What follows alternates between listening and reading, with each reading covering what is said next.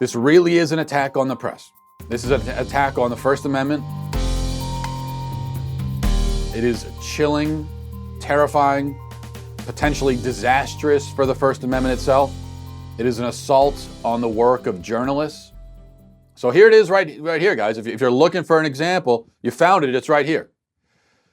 Except, even though it's the best example of government persecution of journalists in America, it's also the one example that journalists in America will ignore or even defend. David Daleiden and Sandra Merritt are two journalists with the Center for Medical Progress. Maybe you recognize their names. You should, if you don't. They're the people who infiltrated Planned Parenthood in an undercover investigation a few years ago, and they revealed widespread criminal conduct at every level of the organization. They revealed, among other things, that Planned Parenthood haggles over and sells the body parts of the babies that they kill. And we'll get to this in a second, but I know that if any liberal that's watching this will say, oh, it's deceptively edited. No, it wasn't. We'll get to that in a second. But that's what it proved. Rather than it leading to the prosecution of the crooks at Planned Parenthood who are engaged in this macabre form of human trafficking, it has led to the prosecution of the journalists who discovered the crime. And which is basically, if you look up shooting the messenger in the dictionary, you're going to find this case. That's what's happening here.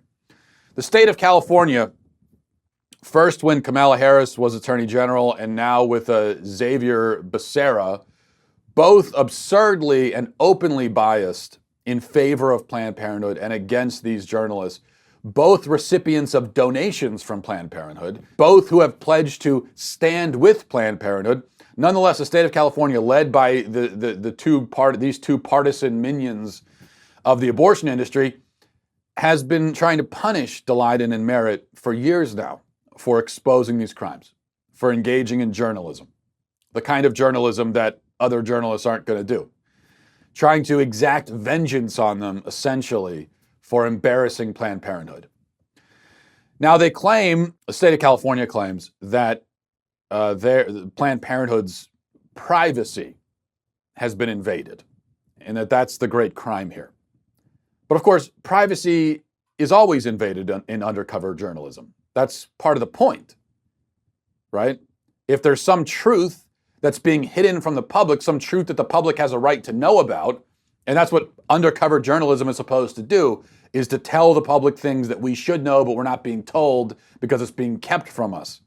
Such as, by the way, Planned Parenthood, which gets $500 million a year in welfare payments from the government, is selling body parts. That's something we should know. Our money is going to this organization. We have a right to know it.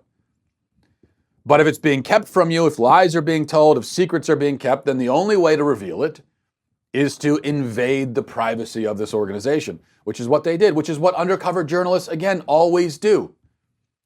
And if this is a criminal case of invasion of privacy, then nobody can ever do undercover journalism again. That's what's at stake here. Not that the media cares. I believe it was in California where there was a few years ago an undercover investigation done at, I think it was like meat packing plants. And you hear about this kind of stuff all the time, where someone infiltrates one of these organizations to try to find out what's happening so that they can tell the public. That's undercover journalism. If Dave Daleiden and Sandra Merritt can't do that, then nobody can do it. So these two journalists have been charged with 15 felony counts. The case was stayed by the California Supreme Court a few weeks ago, but now it's moving forward. And now California will have the ability to try to lock these people in prison for doing this.